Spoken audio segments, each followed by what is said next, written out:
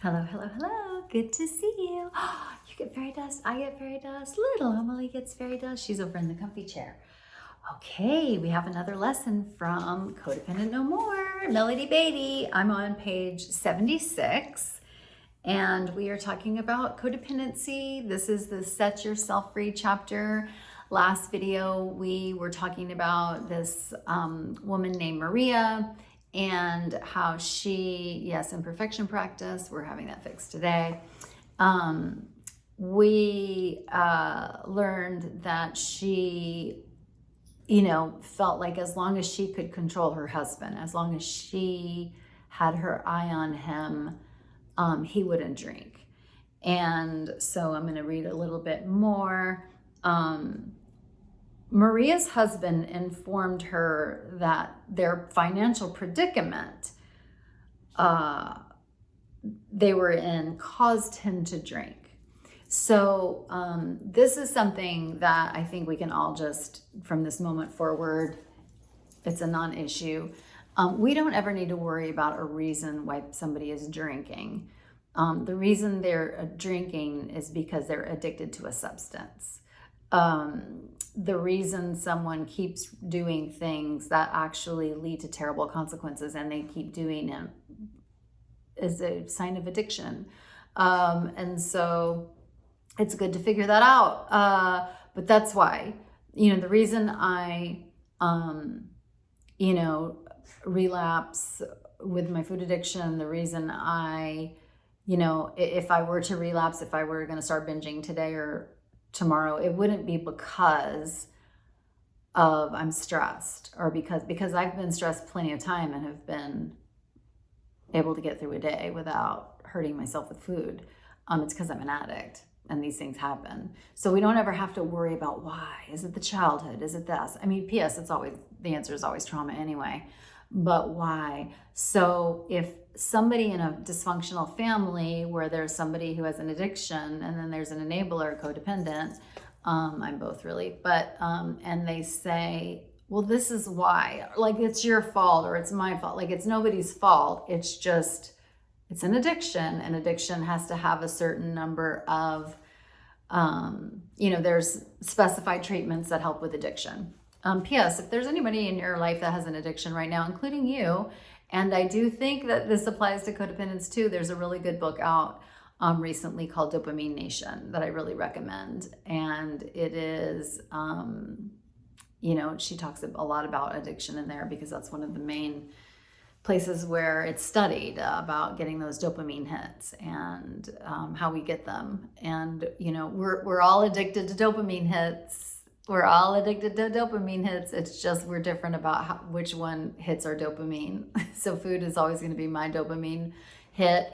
And codependence, control, and, resentments can be dopamine hits. And so it's just a very helpful book just to have the knowledge. So my point is that we don't have to worry about why somebody's doing something, because if we think why we're doing something and we try to solve that problem and then the person starts drinking again, that is also proof that that was never the problem to begin with. Okay, so which P.S. spoiler alert, that's about to happen. So he says that we're too poor. The financial reasons is why I drink. If I didn't have to worry about finances, I wouldn't drink. There's plenty of rich people that are addicted to alcohol. Okay, so that's a red herring, shiny object to keep you distracted because I don't want to quit drinking. Okay, so the impossible financial predicament they were in caused him to drink. And this is in parentheses. He neglected to mention that his drinking had actually caused the financial predicament. Of course he did. Of course he forgot to mention that. He said if she would take a job and help out financially, then he would not feel like he had to drink as much. And then the pressure would be off. My hunch is also that since she was guarding him and like had her eye on him, he was tired of that. So he wanted to get that bitch out of the house. No respect, Maria. Okay, so then Maria gets a job, and I love this part, and it's just a really important part to highlight, and we'll talk about it at some future time in great detail. But she did really, really well at her job. No surprise, because quote unquote, codependents make great employees. We don't complain. We do more than our share. We do whatever is asked of them. We people please, and we try to do our work perfectly. I mean, that is like without what codependents are like. Oh, please, let me hire some codependents so they'll get all this shit done, so I don't have to do it. But then she, of course, says, and at least for a while until the codependent and codependent employee gets angry and resentful. So I just think it's really important. Like, just notice at your job, like, I mean, we love a codependent that's going to be doing all this stuff that would, be hustling, as Brene Brown says, hustling for worth. And a lot of work gets done. So they get, sometimes codependents get passes. So yeah, and remember, every single workplace is just another family. It's just another family, another dysfunctional family system made up of kids who grew up, kids from dysfunctional families who grew up, got a job, and then start repeating those patterns at their workplace.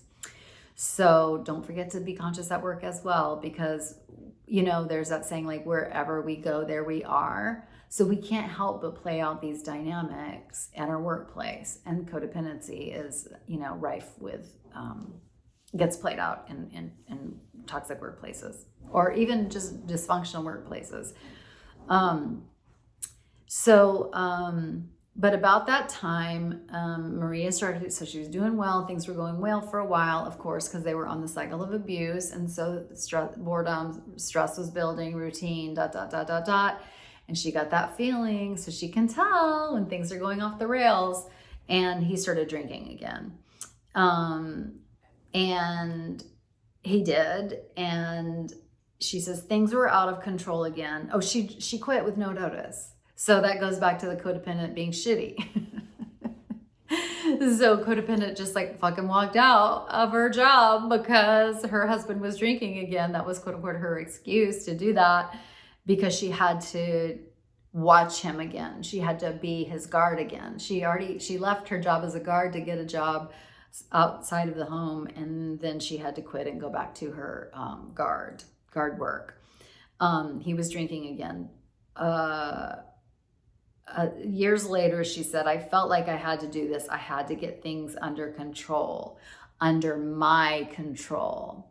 And then we'll stop here. Melody Beatty says, my question is this: who's controlling whom? Who's controlling whom? That's the great mystery of, I guess, the great hoodwink of being codependent with an active addict, or with somebody that's just super dysfunctional, is that we feel like, oh, if we would just do this, I can control how you feel about me. If I would just do that, you would dip up. So I'm in control. I got to get control of this situation. If I'll just clean the house, you won't yell at me. If I, lose 10 pounds, you'll think I'm more attractive. Like, if I do all this stuff, then you'll like me, or things will go well, or you won't drink, or you won't be mean. So if I do all these things, then it'll be okay. And it seems like I'm the one that's controlling. Like, I'm the one that's controlling.